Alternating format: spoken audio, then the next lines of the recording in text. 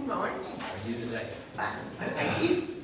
I'm doing just Well, great. that's the sheet. You put her on the end or what? I guess on the end, probably. Who put her on the end? Of course. We'll just sit here, I guess. Let's do this. Her on the end. There, yeah. Thank you. You know what, Now, where are you all sitting? You're sitting right there. and Carol can sit here, and I'll sit there.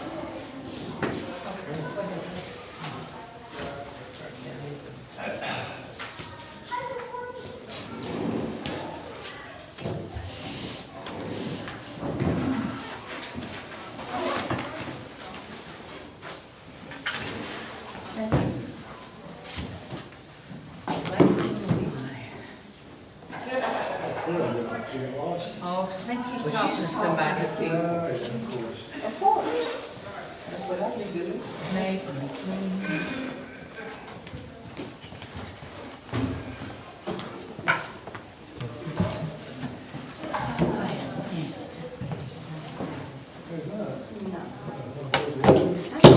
That was right. There's a house there. Hey, Bob. Morning, morning. How you doing? Hey, Vicar Zuberbier. Doing fine, how about you?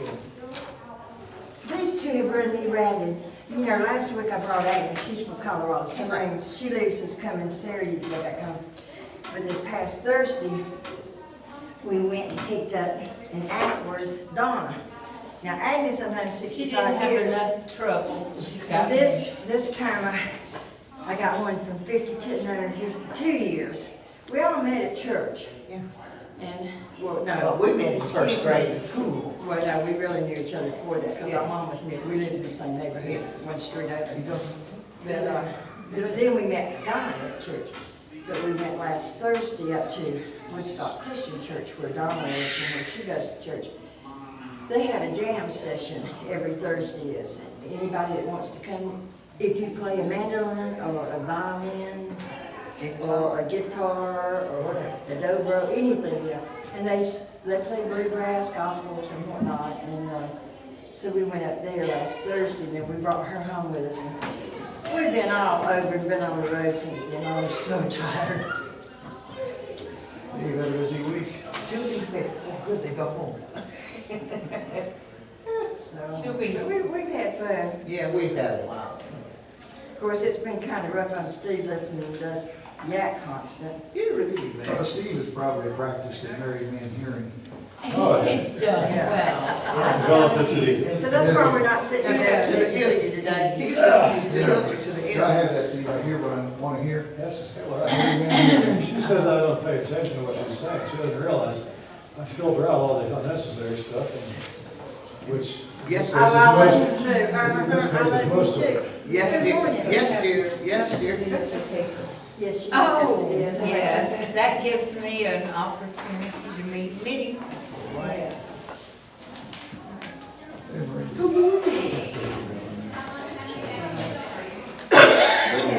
More tired. I keep forgetting I'm in my 70s and I've been running since Thursday. I knew that. I said, oh, We were in back in this corner go in over the there. water last week, so that. You hang here all the time. I might should do that, then if I fell asleep, maybe nobody would notice.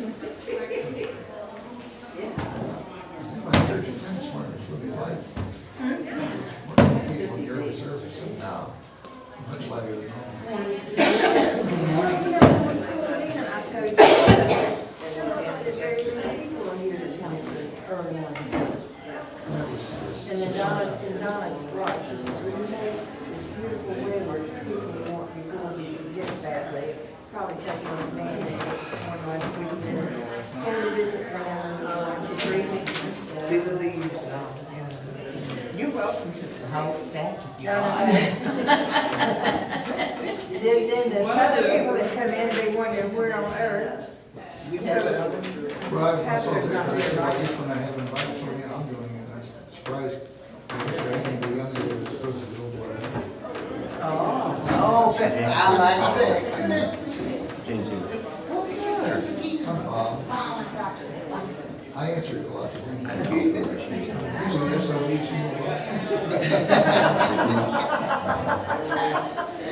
That's a go.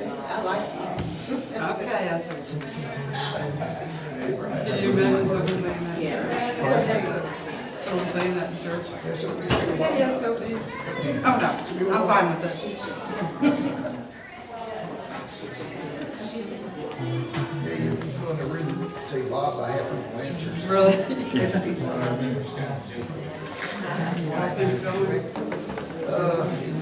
Everything was fine. Yeah, we're trying to get the diet changed, but we're still not seeing any improvement. Yeah, Doing better at my fiber diet. yeah. I got 0 to tell. That's tough in the beginning, Yeah. very tough, actually, your system gets used to it. Thanks for asking. I'm sorry. I'm sorry you missed it, Jerry. Good catch. Oh, we were fine. We had some, that's all right. That was Just cold fine. that night, I'll tell you. We had a fire out too. Yeah, we roasted our hot dogs and brats over the fire. Yeah. It was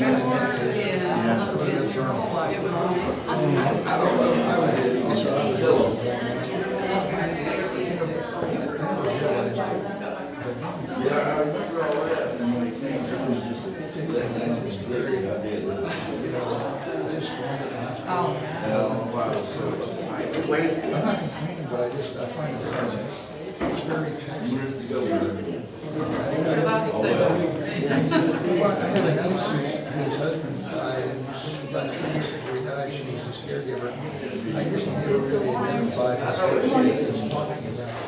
You know, even the last few months, my mom was shooting hospital for years. I knew what I was getting into, but, you know, you're sitting there, all day, there's nothing but really sitting around. well, it's the emotional thing too, you know. I'm just thinking, you know, bring up hope. Yeah. Are you guys still instructing tenants? Hanging in there.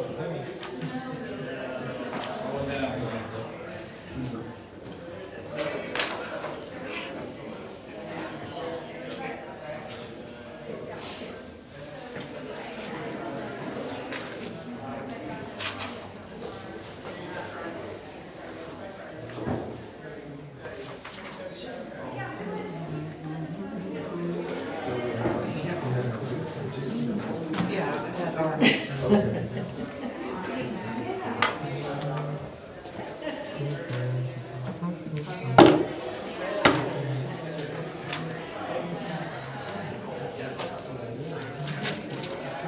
I'm trying to think of your first time was at Mary Beth's house. Mary Beth and Gary's house. You haven't been to hers. Do you know the address? I've got a church. Okay. Pretty good. You gonna be teaching the class tonight? Each time I. Let's see how it goes. Put that person on. We should have brought out a number of cards.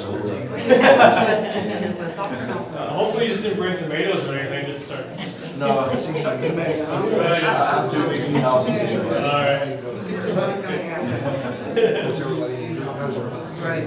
So it was helpful for me. I know I brought a jacket along, what do you think? Jeff or no? If you're comfortable, Alright. I'll tell you what, it makes you feel that. I was just curious. We were all in here one time and Just curious. still doing it. Right. No, I like, It's just the circle. I'm a little Yeah, involved. to do with everybody else. Yeah. Face. I mean, we just demand enough of it. That's the. Anyway, Yeah, I know. We got some interesting stories tonight. Stuff. You guys always come up with a curveball here. Just want some money. Yeah. Unfortunately, the pretty font that Pastor had, I don't have on my computer, so I James here, I have like the fancy lines and all that stuff. I'm not going to come back. No reason why. We went to, well, we did happened for a long time. I'm the firstborn, I don't know how that works. Well, but how many have you? Just the two of us. But he was always bigger and stronger than I was. That'd be very interesting. Oh, yeah. Yeah. At times. They're good to have. That's true. That's Not true. necessarily at home. No, But, yeah. no, it's the brothers. Exactly. We're just going. Yeah. In the schoolyard or at the back. That's right. That's right. Leo. Morning. Give me a lot of picture there, so you don't get home yet. It's like this. Well,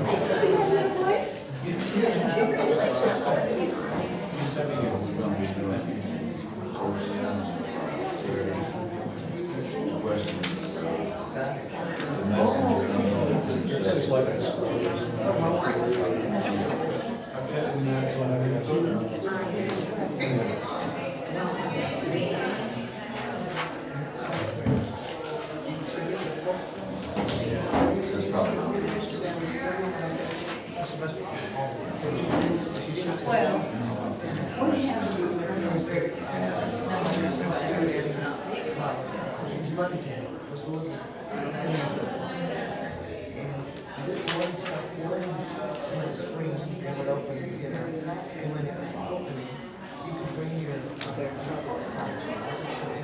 and the last,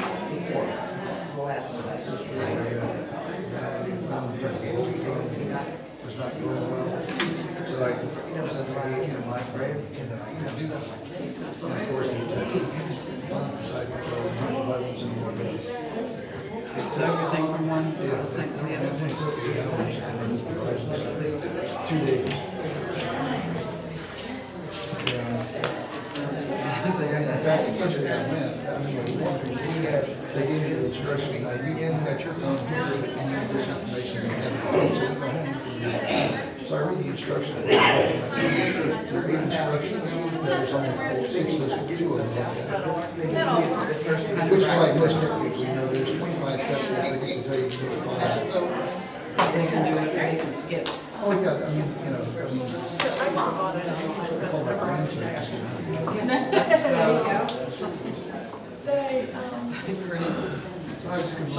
they just go, oh. And then you're like, what did you do?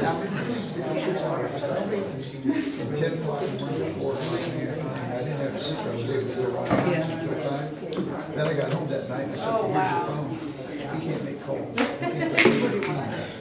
So I take the phone back the next day, and turn it on, the SIM card, and there's other phone. Next to us. So they had to change out the SIM card, so it worked, so. First round. And that would have been 2 years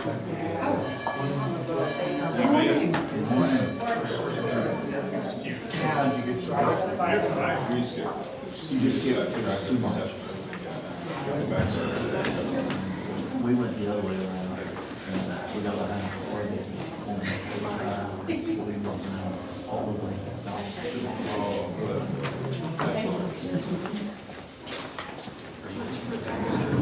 I am the master of faith.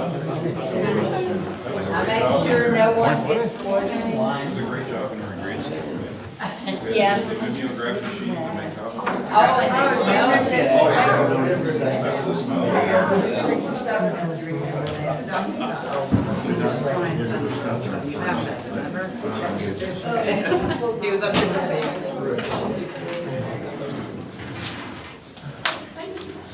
How's it going? Oh, you've got the best. Everybody help you? For those of you who weren't at the first service this morning, Pastor Schrader is serving the Board of World Missions, and he is down in Latin America right now. So please keep him in your prayers going forward, that he has a safe journey wherever he goes and a safe journey back. But that is why I am up here talking to you this morning. But we're going to continue on with the once and future king that we've been going through for the past 7 weeks. A little refresher from last week, we saw Saul's darkest hour. We saw him go to the witch and conjure up Samuel, baby Samuel. I watched the video from last week and saw a long discussion on that whole conversation. My pastor said, threw up his arms and said, your guess is as good as mine, but the two options are, and I like his interpretation, the demon option, that he kind of told the truth in kind of a pseudo-deceptive kind of way and led Saul to despair. And then the big battle, the battle that David was supposed to be in. If you look back, and we didn't talk about it in this class, but the battle that Saul fought in, David was supposed to be in that battle. But the Philistine king sent him away and said that the men didn't trust him to be with the army, so he returned back And we'll have a little bit of that context what happened to David behind the scenes during that battle.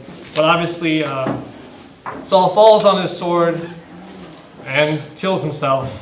As he saw he was wounded and didn't want the disgrace of being paraded around Philistine territory as the giant who wasn't strong enough to be the giant God had called him to. We're moving forward with a once and future king. We're going to be talking about what happens now. What is the war like between the houses of King Saul and King David now that Saul's gone? And unfortunately, it does not completely resolve itself like we might hope it would. Instead, the battle rages now, but now it spreads further to the extended family members. So I'm going to bring up the old faithful picture of House Saul. Saul and Ahinoam here. Jonathan's dead. Malchishua dead. On here we have two actual sons that are missing of Saul's. Ishvi is dead. The only one that remains is a man named Ishbosheth, which we'll be seeing a little bit later. But the big player in today's story that is from House Saul, that's kind of new, you've heard about him, but he's going to be a main protagonist character, is Abner, Saul's cousin. Abner was the commander of Saul's army, and he's going to throw a wrench in David's inauguration and David's anointing to kingship, because being from House Saul, he's not the biggest fan of David. Moving on to House David again, kind of a little recap there. We're going to be focusing on David's nephew, Joab. Joab was Abner's counterpart. Where Abner was commander of Saul's army, Joab was commander of David's army. Joab's army was much smaller and more battle-hardened than Saul's army ever was. So we're going to be jumping from the death of Saul in 1 Samuel. We reached the end of 1 Samuel. We're now jumping to 2 Samuel. So 2 Samuel 1, verses 1 through 16 is where we're going to be starting our story for today. So you want to turn to 2 Samuel 1, 1 to 16.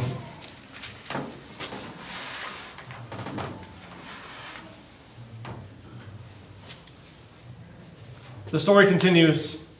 After the death of Saul, David returned from defeating the Amalekites and stayed in Ziklag 2 days. On the third day, a man arrived from Saul's camp with his clothes torn and with dust on his head. When he came to David, he fell to the ground to pay him honor. "Where have you come from?" David asked him. He answered, "I escaped from the Israelite camp." "What happened?" David asked. "Tell me." He said, "The men fled from the battle. Many of them fell and died, and Saul and his son Jonathan are dead." Then David said to the young man who brought him the report, "How do you know that Saul and his son Jonathan are dead?" "I happened to be on Mount Gilboa," the young man said, "and there was Saul leaning on his spear with the chariots and riders almost upon him. When he turned around and saw me, he called out to me, and I said, 'What can I do?' He asked me, 'Who are you?' 'An Amalekite,' I answered. Then he said, 'Stand over me and kill me. I am in the throes of death, but I am still alive.' So I stood over him and killed him, because I knew that after he had fallen, he could not survive. And I took the crown that was on his head and the band on his arm, and have brought them here to my lord." Then David and all the men with him took hold of their clothes and tore them. They mourned and wept and fasted till evening for Saul and his son Jonathan, and for the army of the Lord and the house of Israel, because they had fallen by the sword. David said to the young man who brought him the report, "Where are you from?" "I am the son of an alien, an Amalekite," he answered. David asked him, "Why were you not afraid to lift your hand against the Lord's anointed?" Then David called one of his men and said, "Go, strike him down." So he struck him down and he died. For David had said to him, "Your blood be on your own head. Your own mouth testified against you when you said, 'I killed the Lord's anointed.'" I'm going to be following Pastor Schrader's usual modus operandi, his usual go-to. Here's a bunch of questions that I have for you. Take a few minutes between yourselves, discuss them. There's a lot of stuff going on, even in this little tiny section.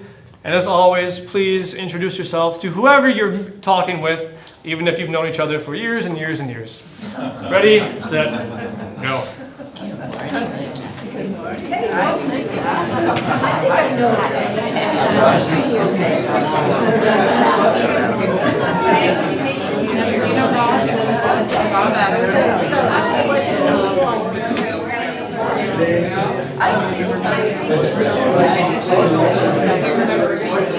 Yeah, I think you did that. Why else would you do that? But you know, David by saying, you know, how come you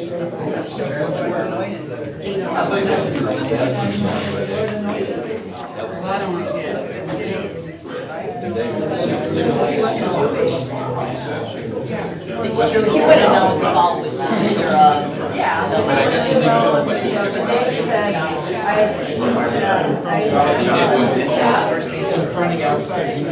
It's almost like.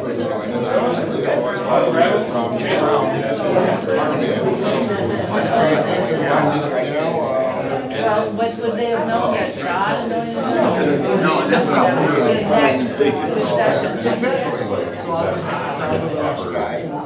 And he would be because that's what they did. I think your favorite guy was already leading it out.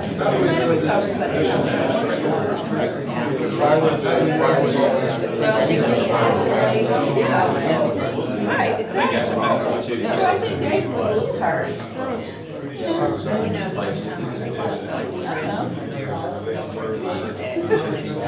I mean, they were fighting and there's war, so when these men told them to kill everyone except Saul, is that what you're doing now?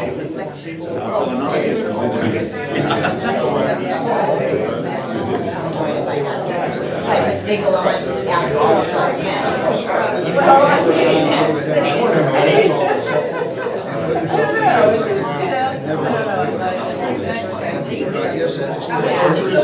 Just applying the law.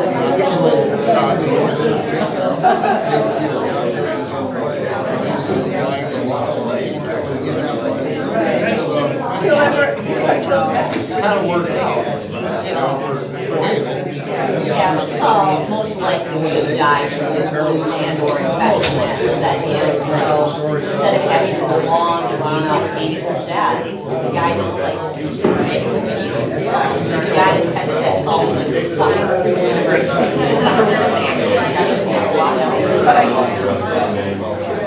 Hard to say.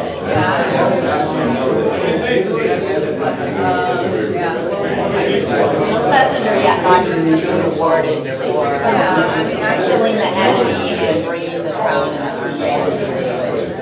I just think it was really hard to do. I know, but I mean, David alone was not just because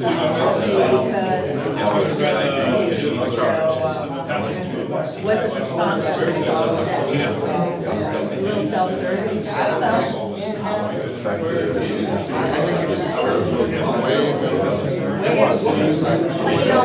David being a man of God, don't we think maybe he could put him in prison and spread the gospel news to him so he would go to heaven before he was killed? He didn't give the guy a chance.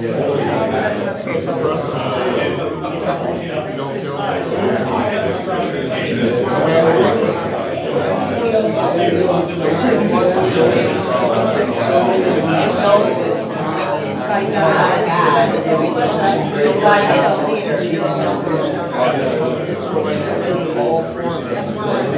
Yeah. That's so actually the guy should not have been chosen. He should have messed around. Should have walked away.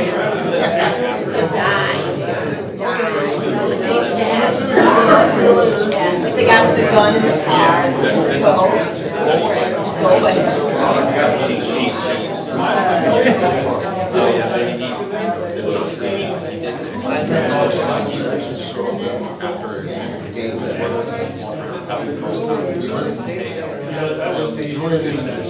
God's work, you know, and I think that's what he's thinking. Do you think God actually told David to kill him?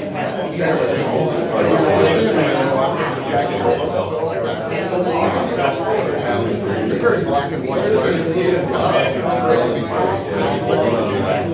Like they didn't kill all the people that killed Jesus. Yeah. It's like a road.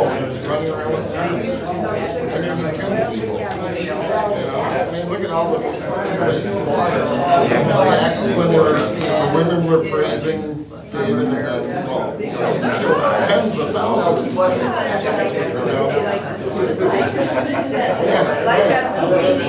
Turn on the news, it's the same thing there, right? Right, it feels like that. So this is kind of different than we were at.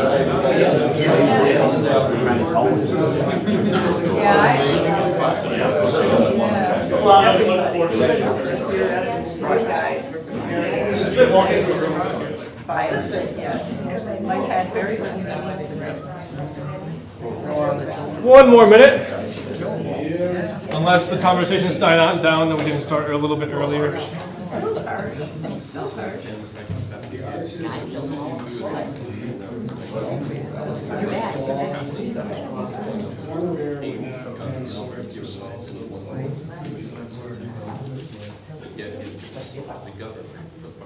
All right. Sounds like it's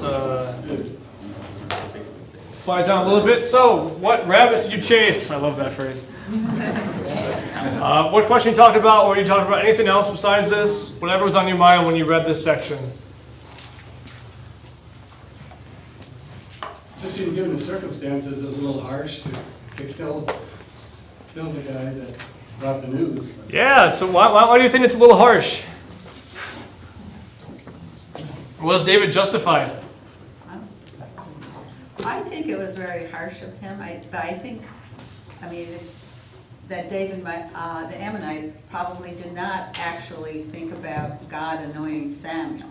He thought about Samuel was the king that was dying, and David was obviously going to be the new king because everybody knew that. And I don't think because he wasn't a Jew and stuff, he wouldn't necessarily think of God being part of this. He was just looking at, oh, okay, this guy's on the way out, this guy's on the way in. You always want to go with the guy on the way in. So he brought the crown and everything to say, hey, look, I've done you a favor. And I think David should have understood where that guy was coming from. Okay. And not necessarily kill him. Couldn't, I'm sure the guy came thinking he'd get a reward, but you could have just said, get out of here. Sure, absolutely. Should you say? But if you go back to 30, the Amalekites have just taken David's wives away. Yeah, you notice that this young man who comes walking up, this is kind of where I was going with the first question here. It's kind of when you walk into a room and you say something and then the whole hush, just falls over and you're like, oh. Yeah. That wasn't received well. No, it was not. Yes, Josh. So David had just defeated the Amalekites at that point. Weren't the Amalekites enslaved at some point under Israel? Like, they would have known some of those interactions. So, like, the slave killed the king. I don't think that it was so harsh. I think he was justified in killing him because they weren't, in a dominant position over Israel. Sure. They would have been in an enslaved position. Yeah, if you remember back to, that's a good point, remember back to when the Israelites first walked into the Promised Land, what did God tell them to do? Kill them all. Kill them all. The Amalekite's still there. He's not supposed to be there.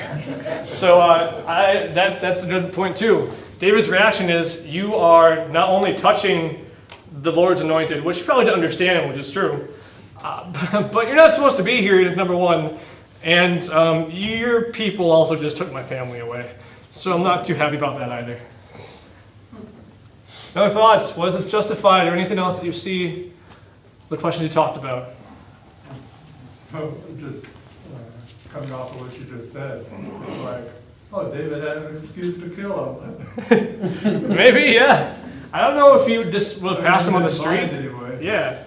I don't know if he was just passing him on the street. He would have thought to himself, oh, I should probably kill that guy. I don't know if that would be his first reaction, but David was upset. Let's put it that way. Don? Well, I also think that there was a lack of trust in the Lord. I mean, Saul wasn't dead. He asked the guy to kill him. Mm-hmm. And instead of trusting in the Lord, now, I don't know where the Amalekites, I don't know how much as far as their faith, but he basically, I mean, it's like, he killed someone here, look what I did. Sure. It was unjustified. Really. Okay. Well, first of all, we don't know the Amalekite is telling the truth. And second of all, David had numerous opportunities to kill Saul. And he always passed us up because he would not touch the Lord's anointed.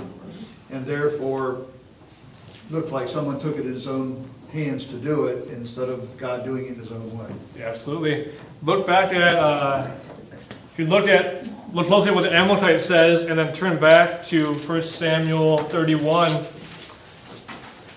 I'm not even just go say he might not be telling the truth. I'm saying he's not telling the truth.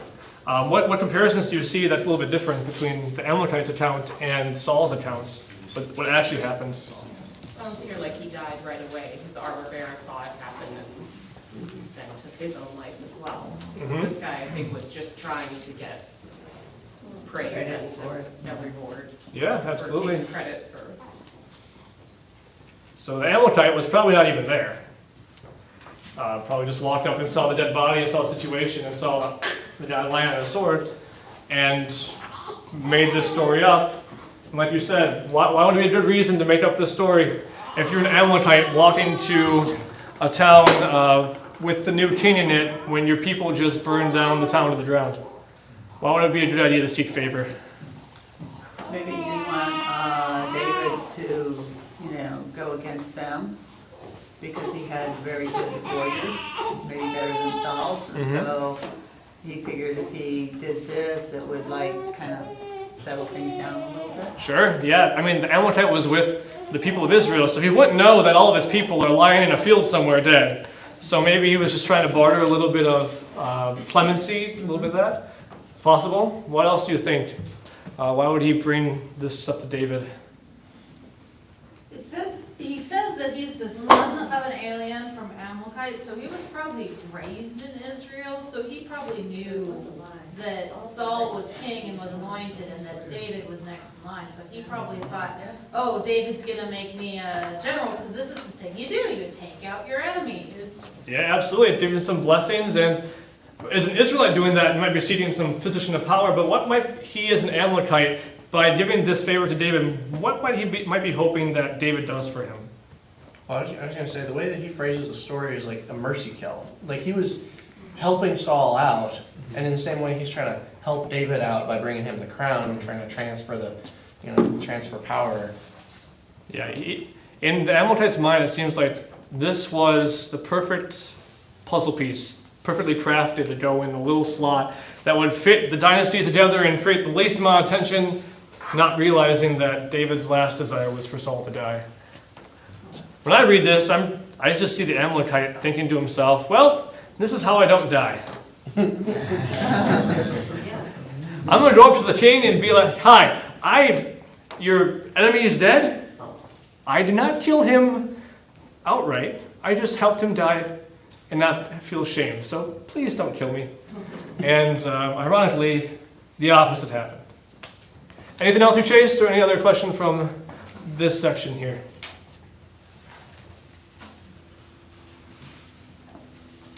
Anything surprised you about David's reaction to Saul's death? No, because he kept trying to, I would say, I would expect David to be sad that Saul was dead because he tried to always not hurt Saul even when he had opportunities. That part doesn't surprise me. It just seemed harsh, but people back then killed everybody all the time for any reason. I mean, it was like, this is, you could also look from a reaction of him killing the messenger that this would let his people know that he had nothing to do with Saul being killed because I just killed a guy that killed Saul. So, I'm a good guy. Yeah, I don't know. If you want to look at it from a self-serving thing, political self-serving, but I don't think that really was his reason. I think he killed him just because he was mad that he had killed Saul. Sure, I agree. Dawn? I think on that question about David's reaction to Saul, I mean, you can think about it from one perspective, like in the world. If I'm the next ruler, I'm going to be glad because he's dead and woohoo, now I'm in charge. But David's perspective was different, and reality is Saul wasn't lost until he died. I mean, you always still had time to turn back and believe in Jesus again. Of course, you know what I mean. To have faith again. Absolutely. Until you die. but once you're dead, it's final. Yeah. And I think that that kind of sinks in a little bit, that there's no turning back now. You remember what God says about David? How he describes him? The only person in the Bible. Man after his heart. Yeah. That should be taken in two ways, I think. One is that he loves God and serves God, but also has the heart of God. I think we can see that with Saul. That David wanted nothing more when it came to Saul than for Saul to just come back. Just like God wanted him to come back. And so I think Dawn's right when she says that that's why he wasn't going to kill Saul, because he knew that God had left him. He didn't know about the Witch of Endor, he didn't know about the suicide or anything like that. We get an inclination later, a little bit further down in 2 Samuel, that David recounts killing the Amalekite, and he talks about how he claimed to have done this, which makes it sound like David didn't actually believe that the Amalekite actually did this, but it's up in the air. So it's possible that David didn't even know what actually happened here, and that just a random Amalekite killed him. And that was, like I said, the last thing that he wanted to happen, because he wanted Saul to come back. Not only because he was the king, but without a heart for God, well, you know the fate. Talked about why the reaction was so harsh. Like you said, you killed the Lord's anointed. You never wanted that to happen. And we go back and forth about it was justified. Kind of makes me think about the whole capital murder conversation in our societies. Some places say it is, some places says it isn't. David, being the king, had the right to just declare capital murder right there. But also at the same time, was this rage that was causing him to kill him, or was it actually a godly thing to kill him? And that's at all these things up in the air. Any other comments or questions about this section of 2 Samuel? Yes, ma'am. What do you think that, the lowly people of Israel and that thought about if they had been behind Saul and now they had David, do you think that they just kind of go, well, okay? I mean, I'm not talking about his house of, Saul, but just, the everyday poor citizen that's caught up in political intrigues. Well, actually, in the next section, it kind of talks about that, who is behind Saul, and it's not only his family members. We'll see that different regions of Israel, you know how Israel was later divided into Israel and Judah? We have a micro division coming up soon that David's king down here, and Saul's son is now king up here, and we see who backs whom. And so we'll be talking about that in just a little bit. But yeah, good question. Anything else? Yes. Well, I guess I was just going to say, the bottom line is that the responsibility of the king is to make sure that wrong and wickedness are punished, right? Right. Yep, that's part of the call from God, is that in Romans it says they don't spare the sword for nothing. They're agents of God's wrath to do you good. That's what the government's there for, and that government, regardless of the government that we have, regardless of who the ruler is, that is our expectation of them, but also the honor and respect that was due the good ones is also due to the bad ones, because that's a position God has established. Good thought. Anybody else? It really was an unfortunate report.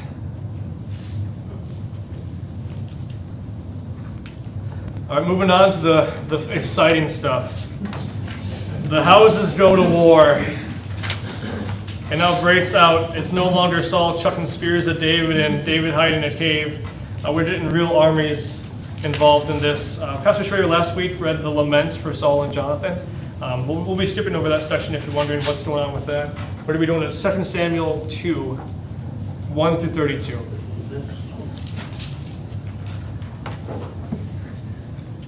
In the course of time, David inquired of the Lord, "Shall I go up to one of the towns of Judah?" he asked. The Lord said, "Go up." David asked, "Where shall I go?" "To Hebron," the Lord answered.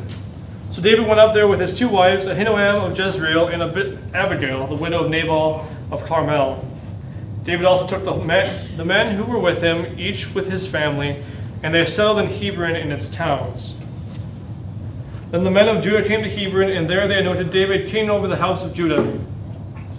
When David was told that it was the men of Jabesh Gilead who had buried Saul, he sent messengers to the men of Jabesh Gilead to say to them, "The Lord bless you for showing this kindness to Saul your master and by burying him. May the Lord now show you kindness and faithfulness, and I too will show you the same favor because you have done this. Now then, be strong and brave, for Saul your master is dead, and the house of Judah has anointed me king over them." Meanwhile, Abner, son of Ner, the commander of Saul's army, had taken Ishbosheth, son of Saul, and brought him over to Mahanaim. He made him king over Gilead, Ashuri, and Jezreel, and also over Ephraim, Benjamin, and all of Israel. Ishbosheth, son of Saul, was 40 years old when he became king over Israel, and he reigned 2 years. The house of Judah, however, followed David. The length of time David was king in Hebron over the house of Judah was 7 years and 6 months. We'll pause there. Here are some maps. Hopefully you can see them. On the left we have how the kingdom split between David and Ishbosheth. Interestingly enough, you never get this from the text, but Ishbosheth isn't actually his real name. A lot of guys back in those days had multiple names. His name used to be Esh-Baal, which means the fire of Baal. And Baal was an Old Testament god that the Canaanites used to worship, and calling someone Esh-Baal or fire of Baal would have meant that he was the one who would just destroy people who worship Baal. Like that was like a conqueror name or a warrior name. But the author of 2 Samuel either used a different name for him or changed his name, because it went from Esh-Baal to Ishbosheth, which means man of shame.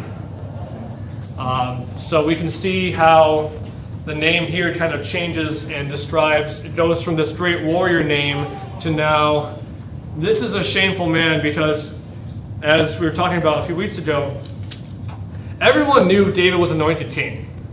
Everyone knew what was going on.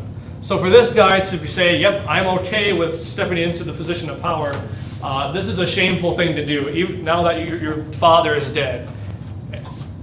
Or even allowing it to happen, because the mastermind behind all this is Abner. We'll see now, Hebron is down here, Mahanaim is right over here, and we'll see that Joab and Abner, the two generals of the army, are going to be meeting right around here, right at the border between David's land and Ishbosheth's land, and that's where the tension is trying to start back up. So we'll start again at verse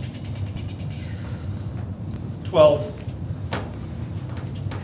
Abner, son of Ner, together with the men of Ishbosheth, son of Saul, left Mahanaim and went to Gibeon. Joab, son of Zeruiah, and David's men went out and met them at the pool of Gibeon. One group sat down on one side of the pool, and one group on the other side. Then Abner said to Joab, "Let's have some of the young men get up and fight hand to hand in front of us." "All right, let them do it," said Joab. So they stood up and were counted off, 12 men from Benjamin and Ishbosheth, son of Saul, and 12 for David. Then each man grabbed his opponent by the head and thrust his dagger into his opponent's side, and they fell down together. So that place in Gibeon was called Helkath Hazurim.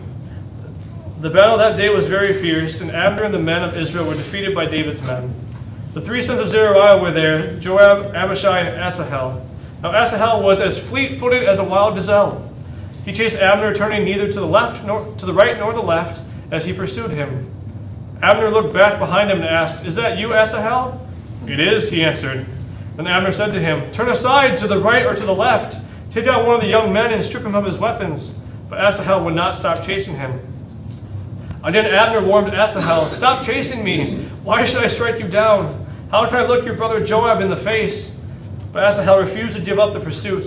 So Abner thrust the butt of his spear into Asahel's stomach, and the spear came out through his back. He fell there and died on the spot, and every man stopped when he came to the place where Asahel had fallen and died. But Joab and Abishai pursued Abner. As the sun was setting, they came to the hill of Ammah near Giah on the way to the wasteland of Gibeon. Then the men of Benjamin rallied behind Abner. They formed themselves into a group and took their stand on top of the hill. Abner called out to Joab, "Must the sword devour us forever? Don't you realize that this will end in bitterness? How long before you order your men to stop pursuing their brothers?" Joab answered, "As surely as God lives, if you had not spoken, the men would have continued the pursuit of their brothers until morning." So Joab blew the trumpet, and all the men came to a halt. They no longer pursued Israel, nor did they fight anyone. All that night Abner and his men marched through the Arba. They crossed the Jordan, continued through the whole Bitron, and came to Mahanaim. Then Joab returned from pursuing Abner and assembled all his men.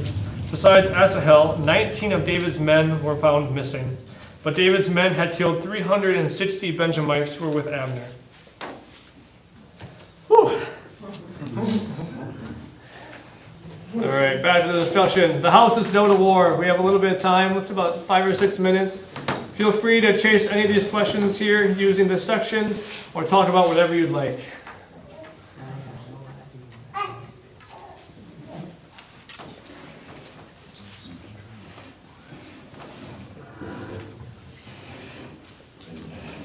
Did they kind of start the battle by deciding they just wanted to watch 12 men fight 12 men? That's what happened.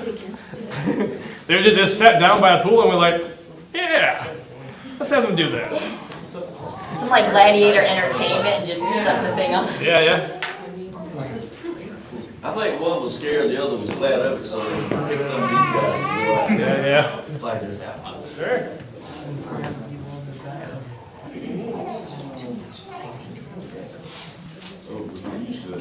Yeah, it doesn't get any better.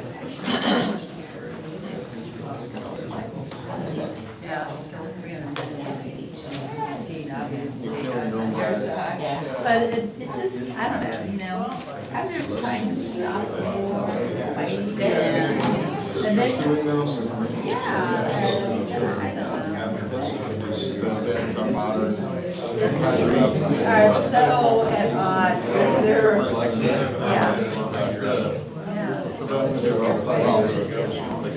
It's almost like a war. Crusaders. We're just going to shoot you down when you get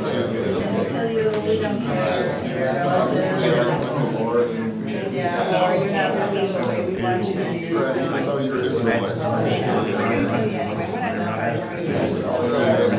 Change your mind.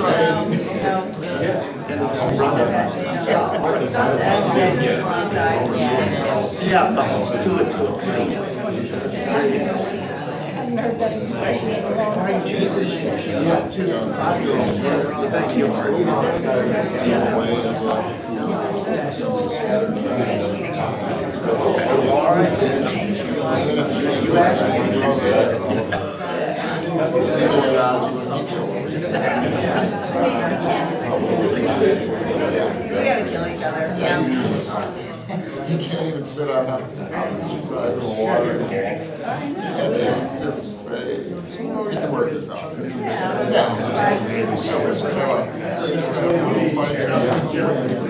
then they get like,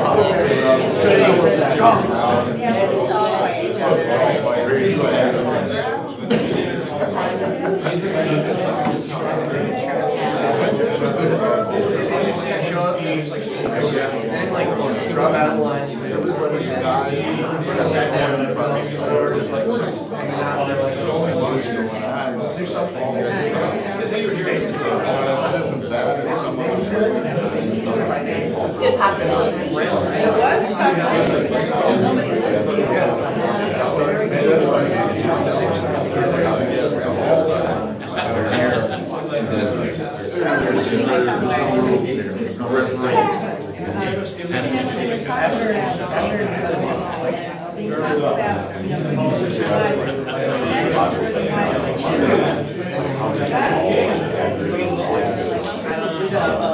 it's to show their place.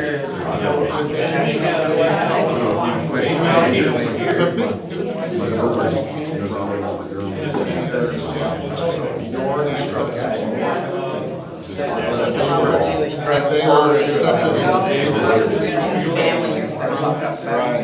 this is how they came to be this right. Yeah.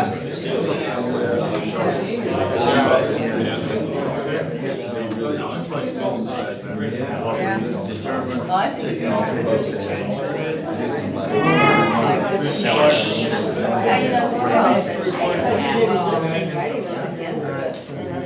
wow. see that happen. Yeah, so I don't know, they'll turn on their dime. It doesn't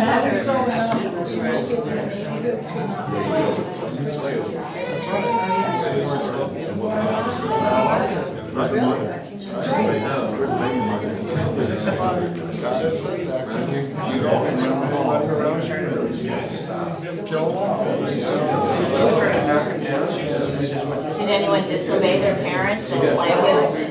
All right, let's bring it back together. We only have about 5 minutes left. What did you chase? What did you talk about? There's a lot of, this story is just perfect TV. I don't know why there's not a movie based on this. It'd be hilarious. So what did you talk about? Dawn? I need help. So, like, clearly these people have been in power for a couple of years, based on this story. So, like, did the guy decide, the Saul guy decide, oh, I'm just gonna go down to this border, this is like a border dispute, and see if I can take some more of their land? Or, I mean, because clearly, when you ask the question about his political tactic, David clearly was king over all of it, but he didn't bother to go and invade them and take it, even though he knew they were there. But clearly, they decided to come down and say, hey, we're gonna mess with you, which would be which would understand then why David's people had to react, because they weren't gonna let Saul's people win. Yeah, that question might not be super clear. The men of Jabesh Gilead were not the ones who walked down to fight Saul, Okay. or to fight David. Those are the men of Benjamin who were right around here. Okay. They joined Abner and everything. The men that David sent the letter to live up here. Oh, gotcha, okay. So, going back to that question, in that section, where do you see his political tact? He's flattering them. He's sending a letter to people who are in the opposing territory, but who are strong men who were brave enough to go and find Saul's body and bring it back. David's trying to recruit people to his side who are in enemy territory. And he's using a bunch of different things for that. So we talked about that, we can talk about that. But that's just to clarify what's going on there. Why would they be brave men for going to get Saul's body? So the men of Jabesh Gilead have a rough history. So in the book of Joshua, Jabesh Gilead was one of the people who not only didn't kill off the people they were supposed to, but were so afraid of them that they bent the knee to opposing people, and they were kind of shamed for it. And then in Judges, Jabesh Gilead was actually just leveled because of that, and their virgin daughters were given off as wives to the Benjamites. So Jabesh Gilead is known in the Bible as being weak people and foolish, like not very strong people, so that when we see these men go to get Saul's body was up in a Philistine temple, just lying there. So these men infiltrated enemy territory, went into their temple, and got this body back, which is crazy to think about. But yeah, that's why it's crazy. Okay. Good question. Sorry about that confusion. Why wouldn't David do that? I don't know. Why did David do that? Just got that one. What's the purpose of the 12 men fighting each other? What do you think? Something like entertainment. Exactly. I also thought they could just be stirring each other up for the bigger battle. Well, they didn't Guess draw that's what battle they lines. wanted. They didn't make a camp. They just sat there and like hung out. It almost sounds like it was a cookout of sorts. Because they were talking to each other, like they weren't yelling at each other, they were just talking to each other. It's like the guys going to a boxing. Yeah. Well, today, it'd be like Joab and Abner and their people would have been tailgating together. Yeah, And all of a absolutely. sudden, they're meeting, and they know they're gonna fight eventually, but no one wants to be the initiator. It's not a bad football game. I don't know what the rivalries are down here, but Alabama, Tennessee, you know? yeah, just think about whatever rivalry you want. But when Abner's running away from Asahel, Joab's relative, he's like, how can I face Joab again? This is Abner, the king of the general of the army of the other side, being like, I don't want to lose face with this guy. I mean, half your army just got slaughtered by this guy. What's going on? There's a lot of... This is one of the first times Israel is fighting Israel in a very serious way, with two kings against each other, and they don't know how to handle it. So when Israelites join together, it's like your family who are divided over a sports team in the same household. You're like, I'm supposed to care about you, but I also hate you right now. I don't know why. And that's kind of what's going on. Yeah, it's very weird. What else do you see? We got a few minutes left, so. What do you see here? So Vicar, I'm reading this account about the 12 young men fighting. Mm-hmm. Each man grabbed his opponent by the head, thrust his dagger into his opponent's side, and they fell down together. Did they all die? Yep. Every one of them? Every one of them. Well, that's fun. It's entertainment. It's kind of like a David and Goliath situation. Like it wasn't uncommon for other people to go and fight your battles for you, and for generals to just send men 1-on-1 or here 12-on-12. But when everyone dies, you know, Is that a draw? What did you say? So they said, okay, we're done with this. Let's go fight each other. Right? Yeah, That's what they did. chase each other. Okay. We could have just flipped a coin. They could have. Super interesting detail. The fancy Hebrew name for the place. Let me find it. What is it? Helkath Hazurim. Literally means the field of sharp edges.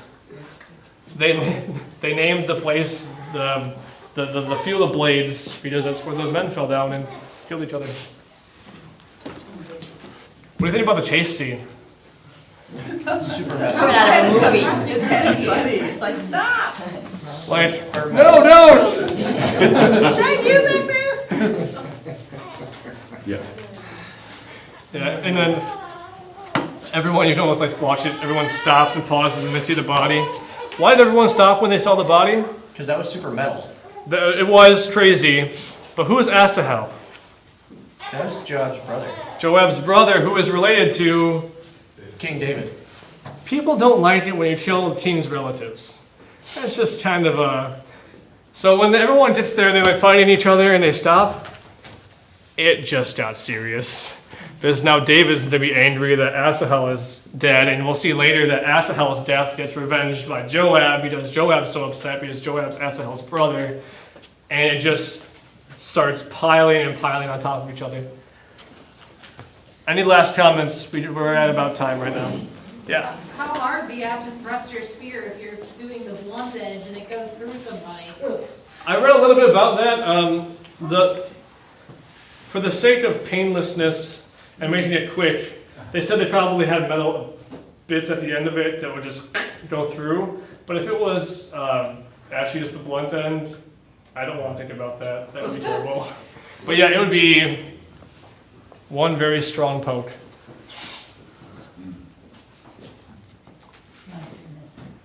Well, thank you everyone for studying this section of scripture with me. Next week, Pastor Schroeder will be back, and we'll continue with the houses go to war, the battles escalate. So, thank you so much. Vicar? Yeah. What chapters exactly for next week, do you know? Off the top of my head, I do not know. I apologize. I apologize. I will look that up and get back to you on that if that works.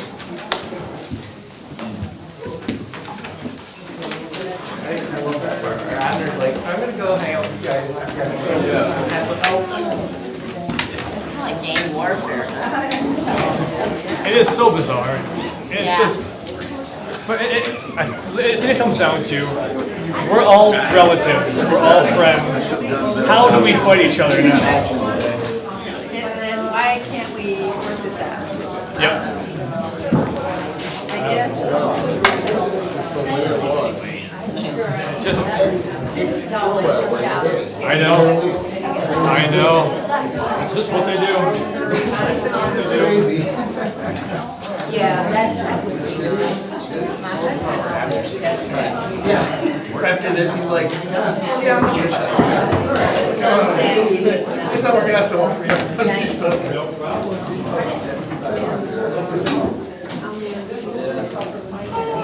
You gonna come to the barbecue tomorrow?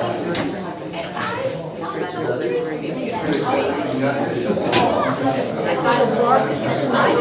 Yeah. I forgot to until I saw it.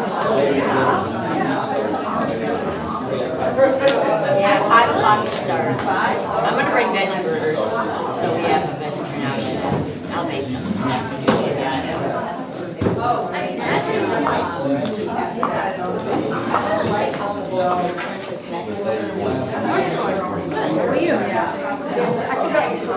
Alice. I started getting like, I'm not the best friend. I try to be. and you're right, there's no much, I'm usually.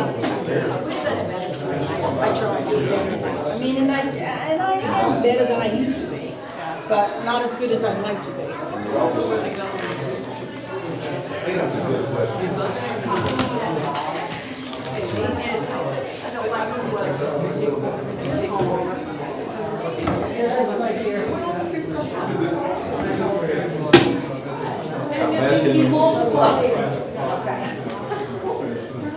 So they said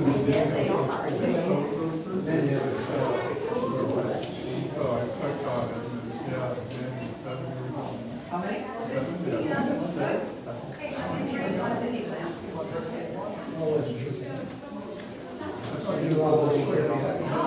yeah.